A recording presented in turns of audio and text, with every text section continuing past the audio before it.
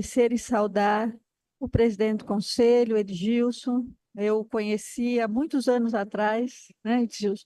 Ele já lutava pela gestão social, né? Ele já trabalhava neste campo, essa preocupação que ele tinha, central, como professor, né?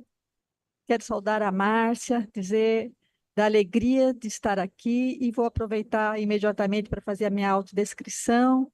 Eu sou uma mulher idosa, tenho 68 anos, tenho os cabelos também tingidos, Margarete, eles estão assim, meio coloridos entre marrom e loiro, porque a gente, quando envelhece, não fica cabelo branco, fica cabelo loiro.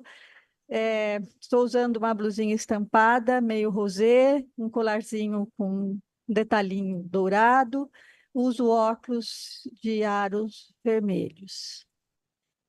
Quero saudar a todos, todas e todos os conselheiros que estão aqui hoje e dizer da minha satisfação, da minha alegria, de verdade, de poder ter sido convidada para trabalhar esse tema tão importante, tão caro para o SUAS, mas para todas as políticas, né, públicas brasileiras.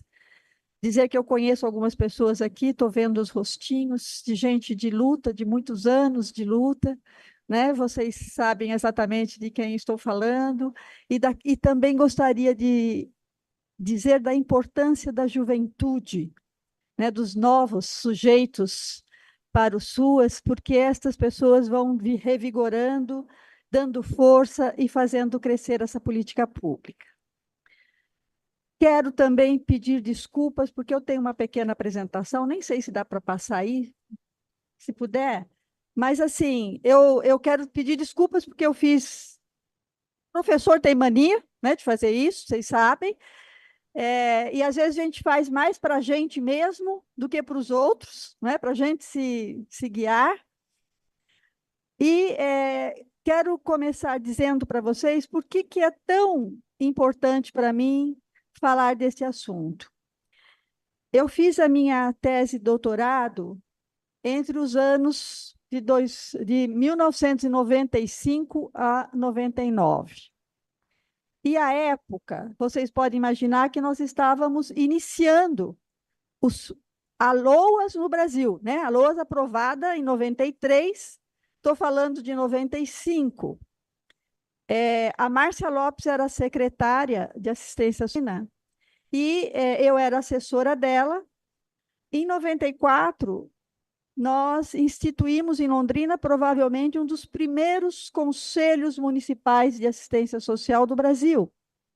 E fomos seguidos, inclusive a lei foi seguida por muitos outros conselhos. Ela tinha uns erros e a gente corrigiu depois, sim.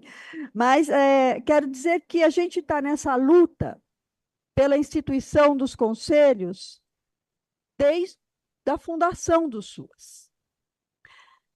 Do SUAS não, né? Da LOAS. E o SUAS veio em 2004.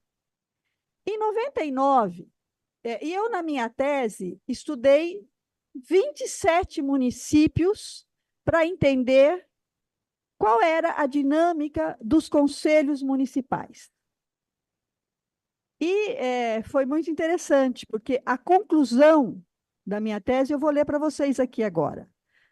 Está escrito lá, sem dúvida, a superação dos obstáculos à democratização da política de assistência social depende intrinsecamente da politização das ações dos conselhos de assistência social, levada a cabo pela introdução de novos sujeitos políticos, advindos de segmentos sociais, à época, estou falando em 99, ausentes na discussão sobre a assistência social e capazes de construir novas formas de convivência democrática que superem a maneira tradicional de ver a política de assistência social sob a ótica da institucionalização da esfera pública.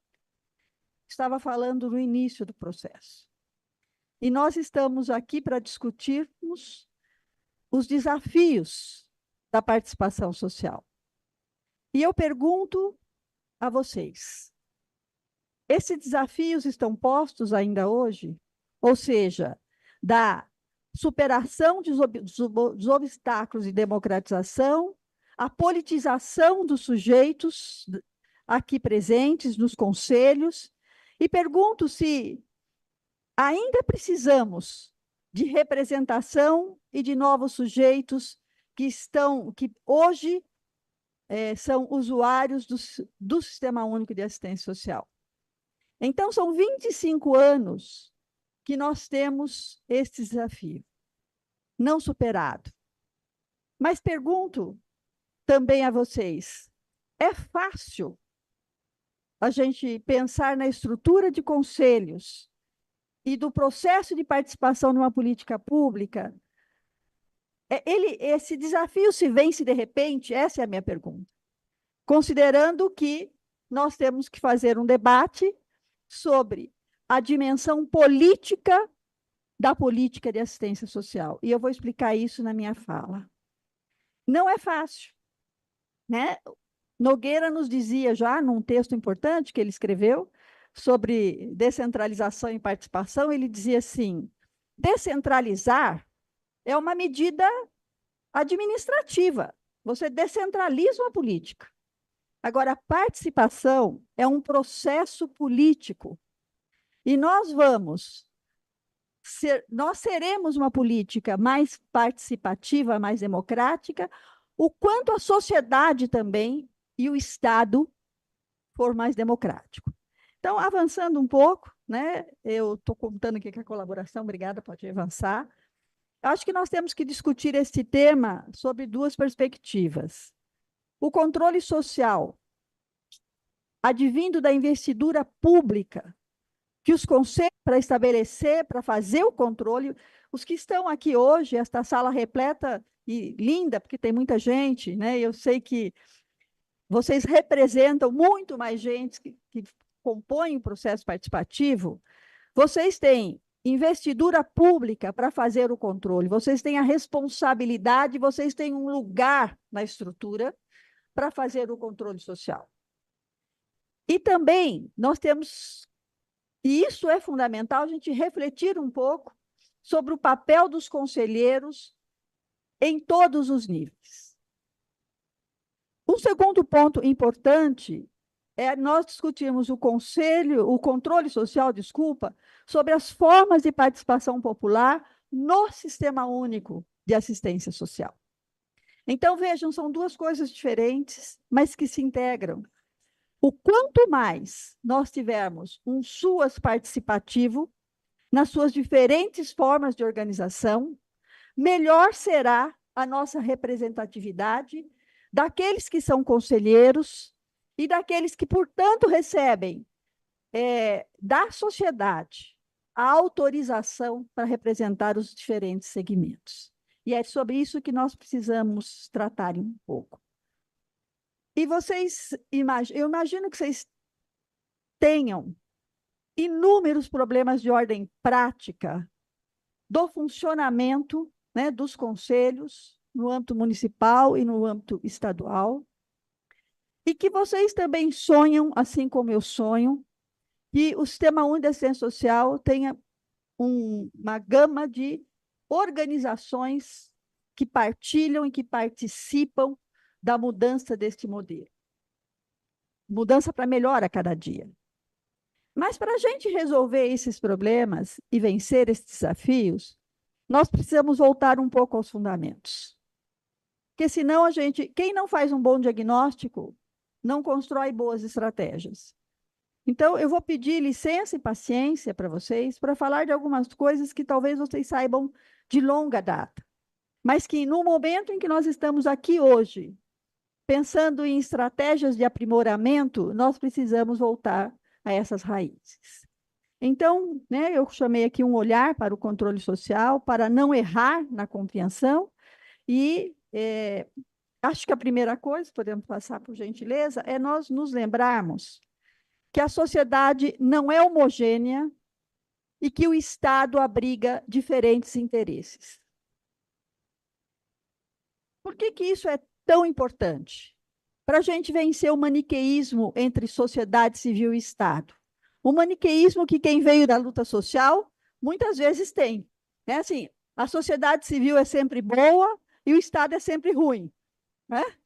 Então, nós precisamos entender de que nós estamos lidando com diferentes interesses da sociedade civil e o Sistema Único de Assistência Social tem no seu interior diferentes segmentos, tem uma história, por exemplo, de consolidação, né, de instituições históricas, tem, tem uma preocupação com a renovação da esfera pública, né, desses espaços, tem novos usuários que hoje se identificam como cidadãos atendidos pela assistência social e que hoje a gente espera deles protagonismo, né, superação da subalternidade.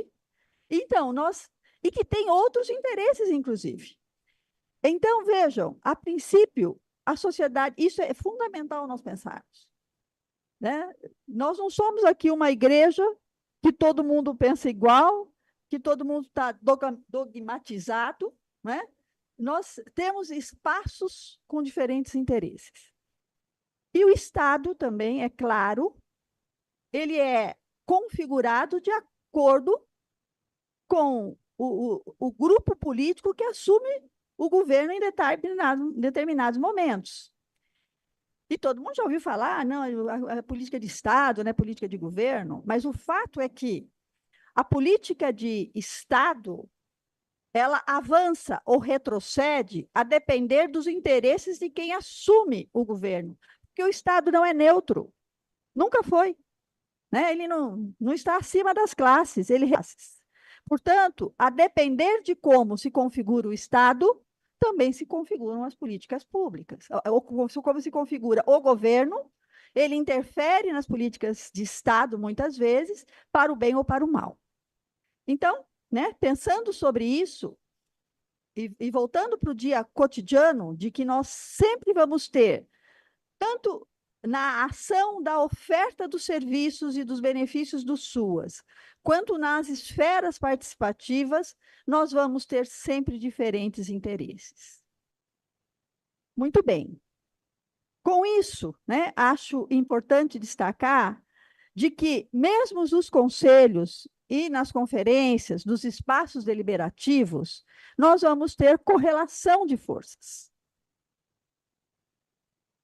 Nós não estamos imunes de interesses, de cooptação, de disputas, né?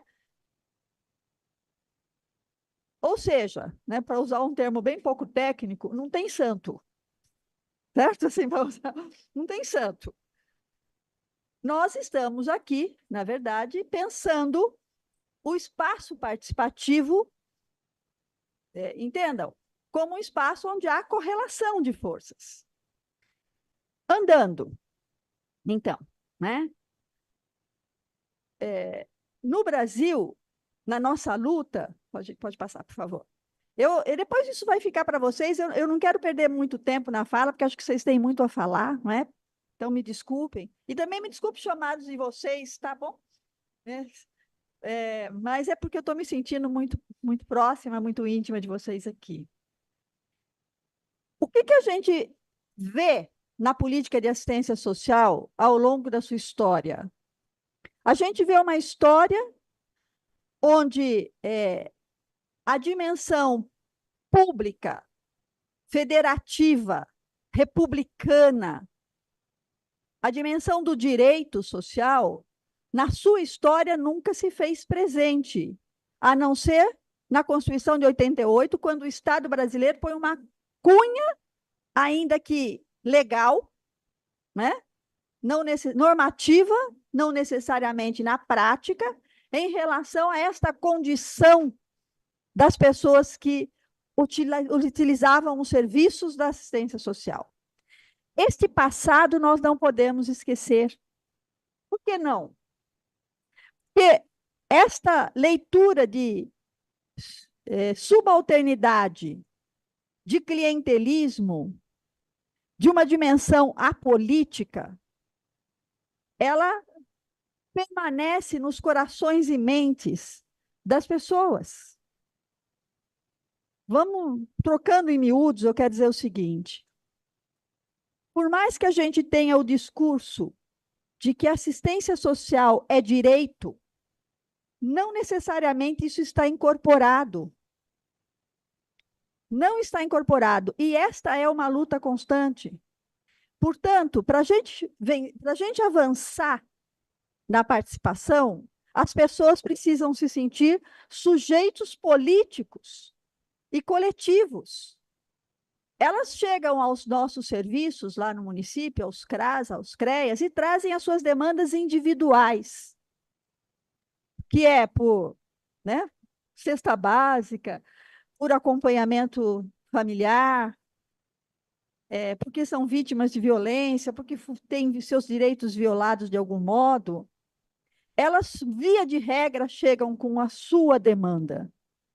E muitas vezes elas são individualizadas naquelas demandas e são atendidas naquelas demandas. E como é que esta pessoa vai chegar um dia e se sentar, né, Aldenora, na condição de representante dos usuários no Conselho Nacional e decidir esta política para o Brasil? Então, como é que essas pessoas vão sair da condição, me desculpem, mas do necessitado individualmente, para o sujeito político que busca direitos sociais para o Brasil? Essa trajetória demanda muitas mudanças no cotidiano dos SUAS. Portanto, né, nós temos que retomar todo o tempo o debate de que do consentimento ativo das classes subalternas, ou seja, nos conselhos, eles não podem ser só um lugar de consentimento daquilo que o Estado traz. No entanto, voltando à lógica do maniqueísmo, nem sempre o que o Estado traz é ruim. Aliás, na grande maioria, o Estado está preocupado em instalar e recuperar a condição dos SUS. Vamos ver o que nós estamos vivendo hoje neste Conselho. Né? Nós passamos por um tempo de um SUS destruído. Né? E quem ficou aqui, não é? Quem ficou aqui, eu estou olhando para a Cris aqui, porque esse é o objeto da tese dela, né? Quem ficou aqui, ficou resistindo também. Então, assim, e hoje nós temos uma nova configuração, né, do Conselho e do Estado, né, e do governo, que está tentando fazer uma nova recuperação do Sistema Único de Assistência Social. E aqui eu não estou falando numa perspectiva, estou falando do meu lugar, do lugar de uma professora que passou anos, né, 35 anos estudando política social e que fiz leitura cuidadosa do investimento de cada governo, né?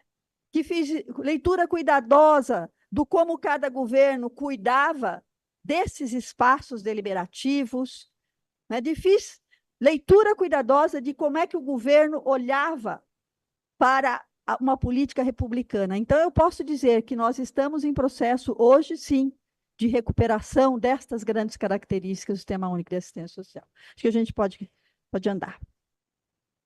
Então, né, os conselhos gestores são espaços de estímulo ao debate público, o que pode favorecer as decisões de uma direção mais civilizatória. Então, o que eu chamo a atenção dos senhores e senhoras aqui? Olhem, façam uma reflexão. Se lá no seu conselho, qual é o tempo que nós estamos gastando num debate de caráter público com avanços civilizatórios? Quantas horas das reuniões dos conselhos estão sendo dedicadas a isso? Os conselhos guardam o princípio da democratização como fundante do mecanismo de publicização. O que eu quero dizer com isso? Quer dizer, se nós não tivermos neste espaço uma perspectiva de democratizar a política, de dar fala, de trazer à tona, né, as preocupações e os sentimentos e a vida, e como o SUAS chega nas pessoas que estão ainda sendo subalternizadas e que ainda não se consideram sujeitos de direito. Então, nós precisamos retomar isso sem nos esquecermos em nenhum momento de que esta política ainda precisa ser democratizada e ainda precisa ser publicizada. Outro ponto importante, que eu já falei lá no começo, é esta característica de investidura pública para realizar o controle social. Este papel do conselheiro, este cuidado, nós precisamos ter em cada instância dos conselhos. Eu fui secretária de Assistência Social por 8 anos. E é muito interessante, porque uma vez nós estávamos numa discussão e a gente se obrigava, e era correto, a apresentar a execução orçamentária do município ao conselho a cada 3 meses. E eu me lembro muito bem de quando chegou lá o técnico do financiamento, quem é do financiamento, a Aldenora sabe como é que funciona, falando, a gente gastou da rubrica 0, 1, 2, 4, 5, 6, X%. A gente gastou isso como que chama lá? Da função 08 ou da função... Eu pedi para o funcionário, era secretário, falei, pode parar, isso é um desrespeito.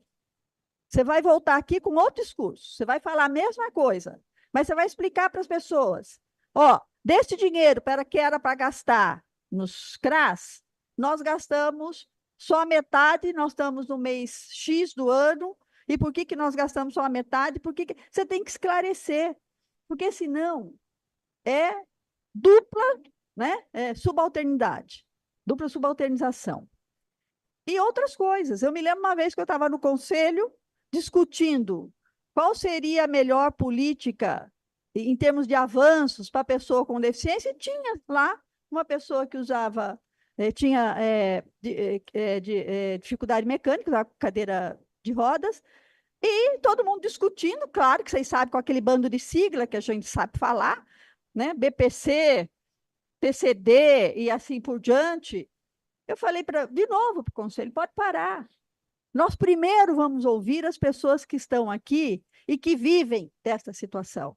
E eu me lembro muito bem que essa pessoa cadeirante me disse assim, eu moro num morro, do meu barraco até a primeira ribanceira, eu tenho 10 metros. Eu tenho dificuldade de sair nessa condição.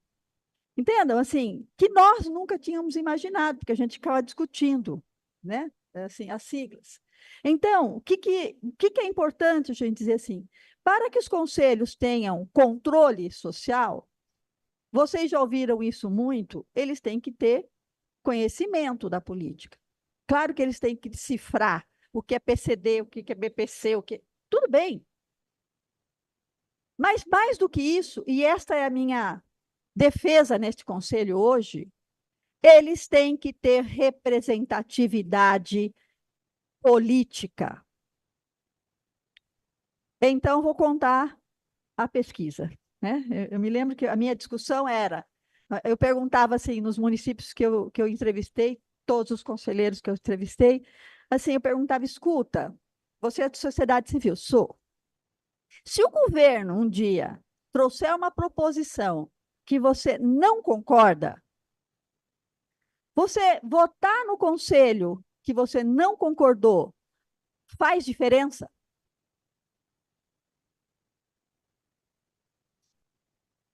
Sim e não. Sim, porque ele se posicionou. Não, porque se ele não tiver representatividade política, né? Ele não concorda, achava vamos supor que eu me lembro que tinha um representante do sindicato de ensacadores e uma representante que era da Associação de Moradores de um pequeno município no Paraná. Eu acho bem legal a história desses dois, porque estes dois eram os únicos que me falaram, não, esse ensacador, eu vou lá para o meu sindicato e explico para eles o que acontece e trago para cá para o conselho, ou vou lá na porta do prefeito e vou fazer um movimento. Entendam que faz toda a diferença de quem não tem base política.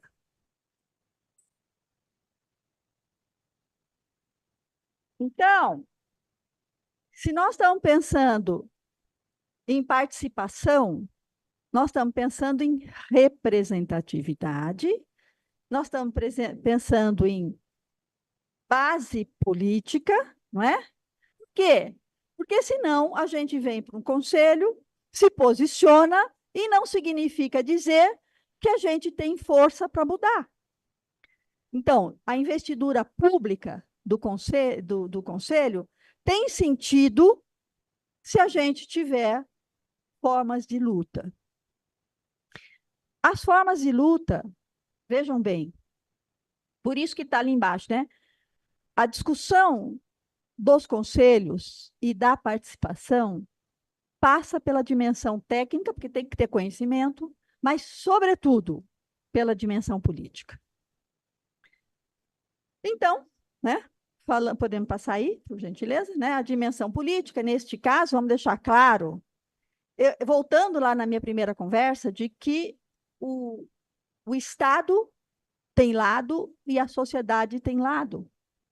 Mas o lado na sociedade hoje, civil, ainda não está efetivamente, como diria, convergente, porque tem interesses diferentes. Nós temos no Conselho, é claro, representantes de prestadores de serviço, representantes de usuários, representantes de trabalhadores, e nem sempre nós temos convergência. Não ter convergência, a princípio, não é o nosso problema, porque nós temos diferentes posições. Onde reside o nosso problema? É quando, num conselho, a gente vem aqui para defender o nosso lado só, sem efetivamente colocar em pauta aquelas questões que eu falei lá no começo, né? Que suas mais civilizatório nós queremos, que suas mais democrático nós queremos, qual o caminho, rumo que nós estamos tendo para um suas mais republicano. Aonde que nós nos encontramos num debate? Onde é que a gente cria convergência? Quando a gente entende de que nós não estamos aqui para defender o nosso lado. Nós estamos aqui para trazer a nossa contribuição, do nosso olhar, para aquilo que é efetivamente a essência desta política. Para frente. Eu tenho quantos minutos?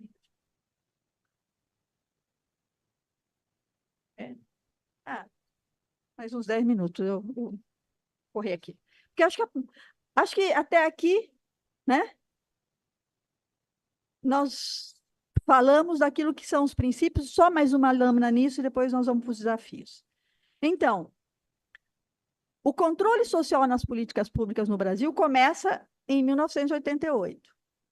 No entanto, vocês sabem que o Conselho começou em 1789 na França, né, gente? Depois, todo mundo sabe que ele passou pelos sovietes na Rússia, de que ele teve conselho, na verdade, se a gente fosse estudar, eu não trouxe aqui as lâminas da história, porque eu não queria gastar tempo nisso. Mas os conselhos sempre tiveram a perspectiva de cogestão. Nós estamos contribuindo com a gestão, quer dizer, contribuindo no sentido de torná-la mais democrática e tornar a gestão trazendo para ela, naturalmente, a força dos diferentes olhares. Então, esta perspectiva permite superar a tradição patrimonialista no SUAS, porque nós não podemos vir para um conselho trazendo a mesma visão que a gente tem do modelo patrimonialista. Eu sei porque quantas vezes no conselho eu não ouvi as pessoas dizendo, não, mas lá na minha entidade a gente sempre fez assim. É assim que funciona? Lá na minha entidade, a gente chegou aqui antes de vocês, viu? A gente estava aqui no município antes de vocês, a gente vai continuar fazendo do jeito que fazia. E a gente dizia aqui não, porque aqui esse é o espaço público e republicano. Então, nós precisamos vencer a visão patrimonialista. Superar o padrão centralizador, ou seja, e isso vale para nós também, viu, gente? Quem defende participação. Porque, veja, às vezes a gente faz eleição de conselho, é ou não é? E a gente não busca novos sujeitos, né? Pessoas para participarem. A gente exerce uma centralização, mesmo pensando em estar fazendo a participação. Então, isso é muito, temos que tomar muito cuidado. Permite qualificar a gestão, né? E depende, para a gente aprimorar, da cultura política, que eu já falei, e de vincular a descentralização à participação. O que eu digo? Não adianta só descentralizar, tem que ter participação. Eu vou pular isso aqui. E vou pular isso aqui para a gente ir direto para os desafios. Vocês acharam, né? Bom, então, eu considero aqui, e depois nós vamos conversar mais, que democratizar os conselhos, vejam, significa a gente discutir, primeiro, garantir a representatividade, a diversidade, considerando a diversidade presente nos SUAS. E por que eu trago aqui a representatividade e a diversidade? Porque isso contempla aquilo que eu dizia, você é representativo de quem? De que grupo? Né? E a diversidade, quer dizer, nós temos que ter presente nos conselhos os diferentes segmentos do SUAS. Outro ponto importante para a gente pensar como desafio é o déficit de representação dos conselheiros. Então, a gente precisa começar a pensar se o modelo de eleição que a gente tem hoje nos conselhos é o melhor. Porque em Londrina, por exemplo, a gente começou fazendo eleição na conferência, e era muito interessante a disputa. Depois a gente mudou esse modelo. E eu fico me perguntando se a gente não tem que ter esta pauta. Qual é a melhor forma da eleição da sociedade civil nas 3 esferas de governo? O desvio, nós temos que nos desviar, né? E hoje isso está muito presente também, de posturas, das posturas que não são coletivizantes. Aquilo que eu falei, você traz para o conselho a sua pauta, sem pensar, sem dialogar efetivamente com os demais segmentos. O déficit de compromisso com os direitos garantidos por diferentes políticas sociais, aí desculpa, está erro aí na minha redação, mas o que nós queremos dizer aqui é o seguinte, por que eu comecei com o fundamento? Porque às vezes eu fico pensando que todas as reuniões do conselho a gente deveria começar com os fundamentos, o que mesmo nos traz aqui? O que a gente precisa avançar? Né? A dificuldade de compreensão da conjuntura nacional e local. Muitas vezes a gente analisa o fato sem analisar a conjuntura, e isso pode implicar em erro. Eu vou contar, mas eu gosto de contar exemplo, né, gente? Eu me lembro uma vez que o conselho, que o secretário de planejamento do município disse assim, Maria Luísa, o prefeito mandou cortar 30% do orçamento de todas as políticas públicas. Então, eu estou te avisando que nós vamos cortar 30% do orçamento da assistência social. Isso significava... Não era 30, desculpa, era acho que 10%. R$ 1 milhão à época. Gente, estou falando lá dos idos de 2007, né, por aí. Eu falei, não diga que o prefeito mandou isso. Mandou. Então tá, eu vou levar isso para o conselho. Não, porque nós vamos fazer um corte aqui, eu quero que você veja. Eu falei, eu não. Quem aprovou o orçamento foi o Conselho Municipal de Assistência Social. Se vai ter que fazer corte, quem vai discutir o corte é o conselho. E vai ser assim. Porque eu tenho pressa, problema é seu, você tem pressa. O conselho vai se reunir. Aí, o conselho se reuniu. Eu fiz o serviço, a lição de casa, né? Levei lá, na condição de secretária, assim, olha, está aqui. Nós precisamos cortar, conforme a orientação da Secretaria de Planejamento. As pessoas, então, é o seguinte, vou falar uma coisa para vocês. Nós podemos até decidir aqui que nós vamos cortar, mas eu vou falar uma coisa que se vocês falarem por aí que eu falei, eu nego.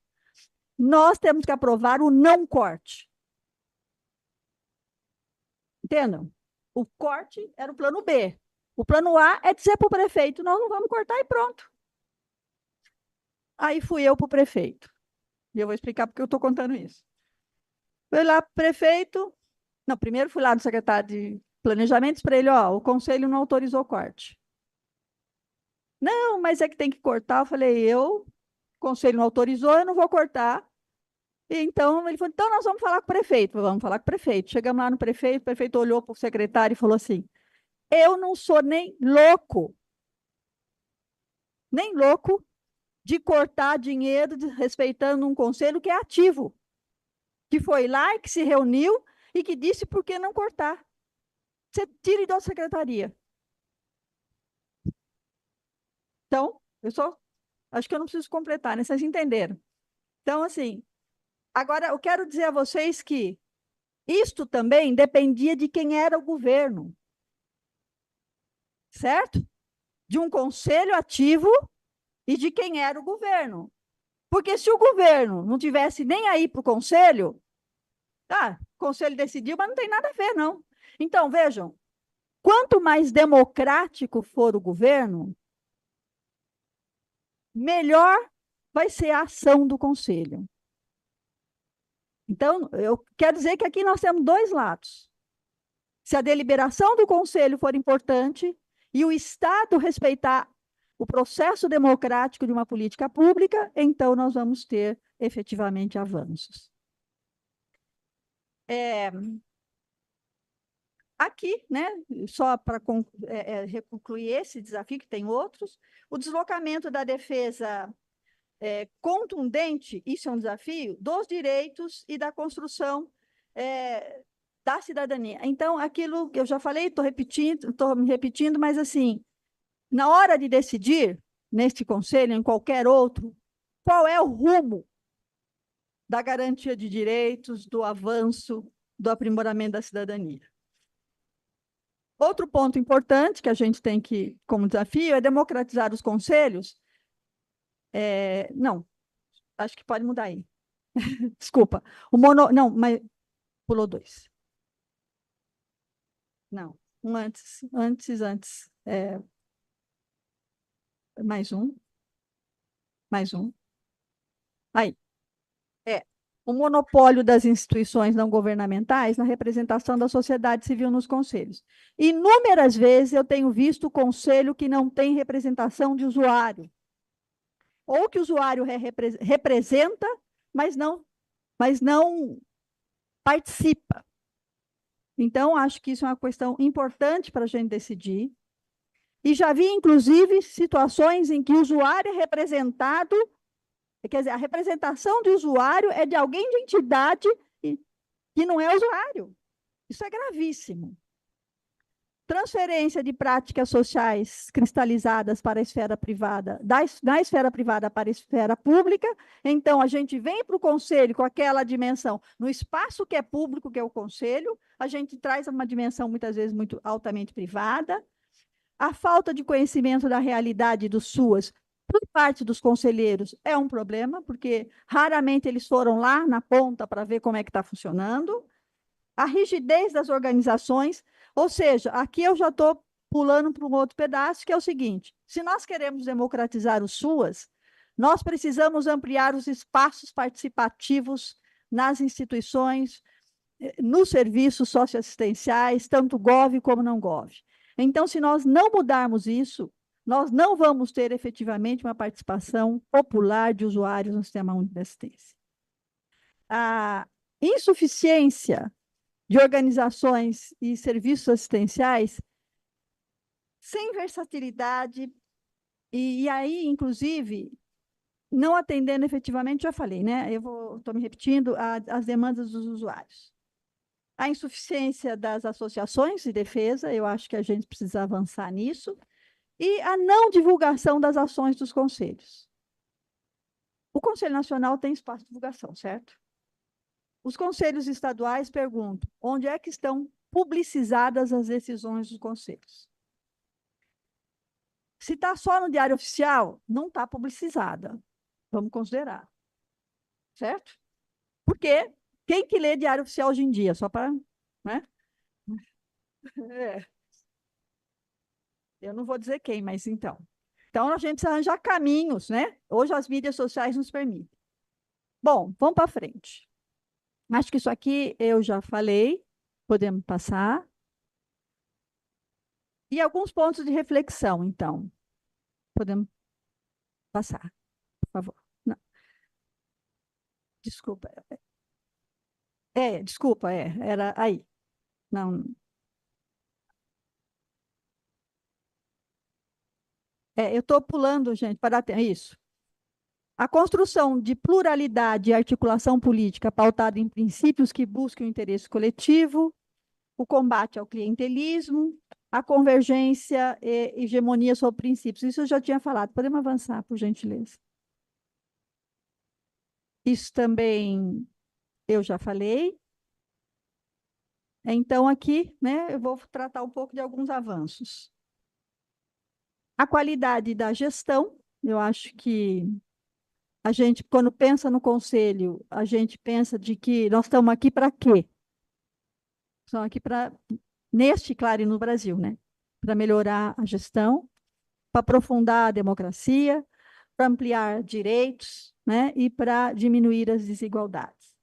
E aí, o grande ponto é que os conselheiros e a população atendida pelo SUAS são sujeitos políticos e coletivos, conforme eu já havia dito. Isso nós vamos pular. E quero, então, terminar, né, dizendo que eu pulei umas partes aqui que eu quero só dar uma reforçadinha. Eu falei muito da participação como conselho, porque nós estamos nesse espaço. Mas eu acho mesmo que nós temos um importante desafio, que é de democratizar a assistência social, a política de assistência social, no dia a dia. Nós precisamos ter, efetivamente,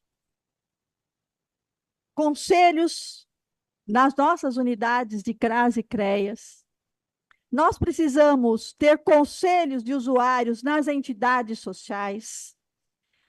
Conselhos que eu estou dizendo são agrupamentos de pessoas que se organizam para a defesa e da melhoria daquele serviço. Vejam, nós precisamos ter espaço de fala, mas para isso, os cidadãos que são usuários dessa política pública precisam se sentir cidadãos de direitos, capazes de reivindicar. Não é, Gilson? Ontem vocês não fez uma reivindicação importante como usuário? Eu queria até te perguntar, né, como é que você se sentiu, né? Assim, porque é muito interessante quando a gente está naquela condição de usuário e a gente precisa saber qual é o nosso direito para saber reclamar o direito e para saber para quem reclama o direito.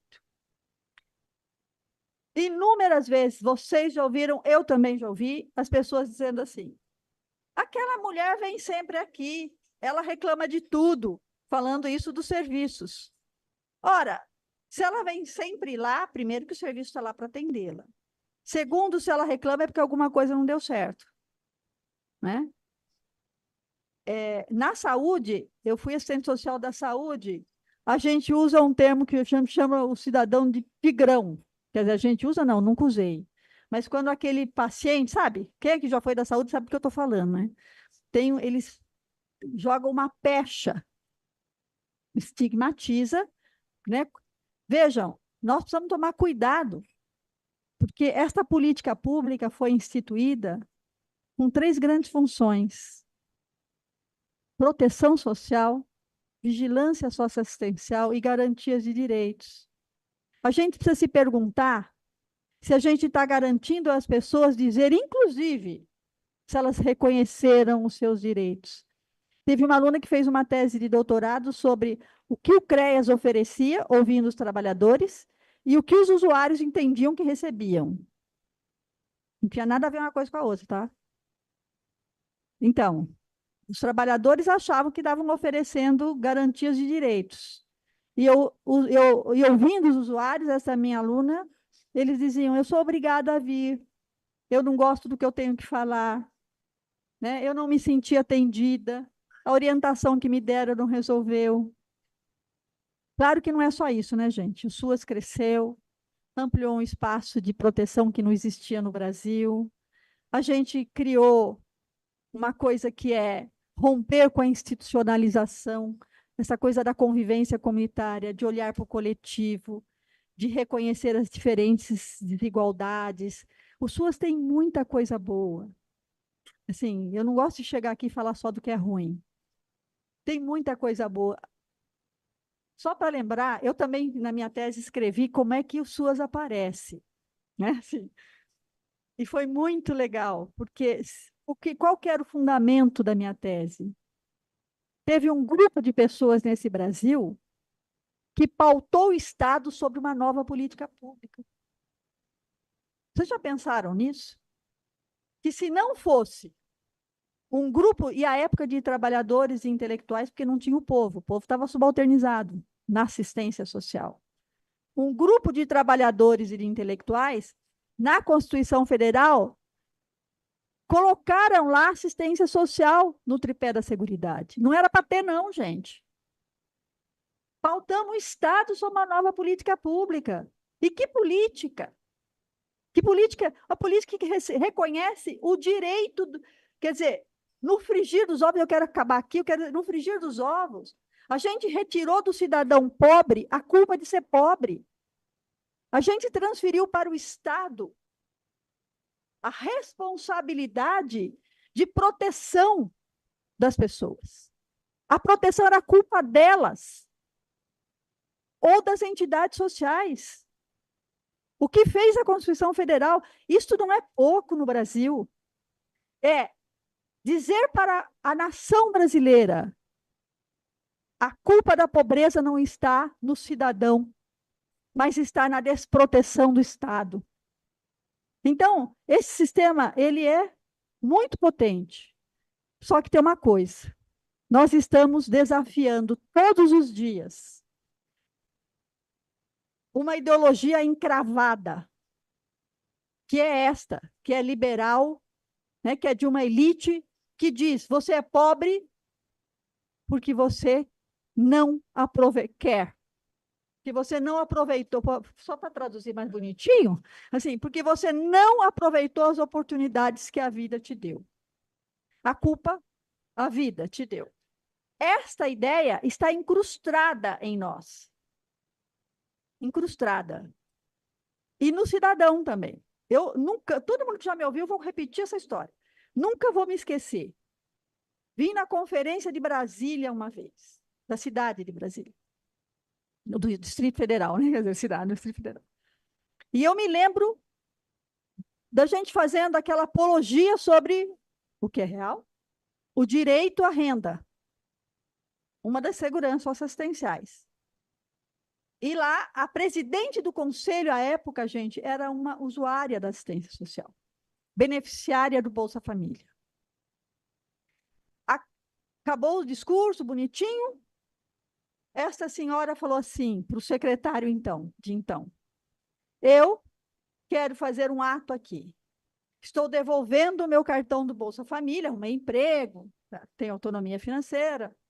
Estou devolvendo o meu cartão do Bolsa Família, e se parasse aí, estava tudo certo. Ela falou assim: estou resgatando a minha dignidade.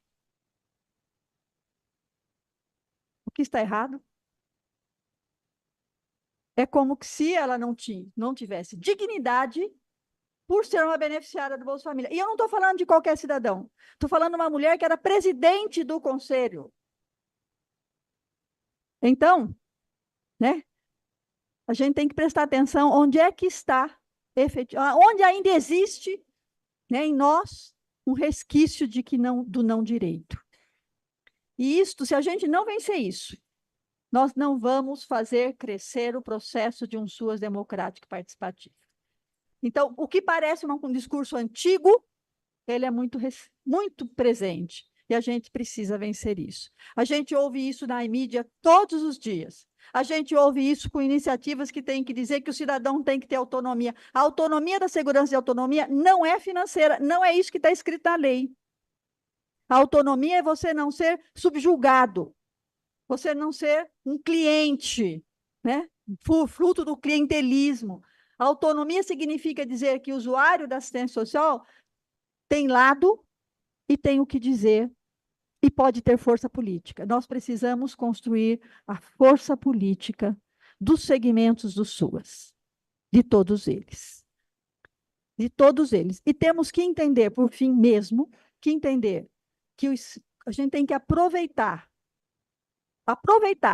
o momento em que o Estado respeita o Conselho.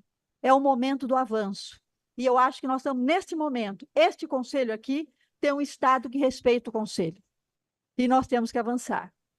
Então, é o momento da gente deixar as nossas rusgas, né, e avançar. E nos estados que estão aqui, se tem representantes governamentais, quem é representante governamental aqui? Levanta a mão, por favor. Os representantes governamentais precisam entender, né, de que sem o avanço da participação, o SUAS não avança. Porque não teve política pública neste Brasil que cresceu, senão pela participação. Então, desejo a vocês sucesso, peço desculpa do tempo que eu avancei.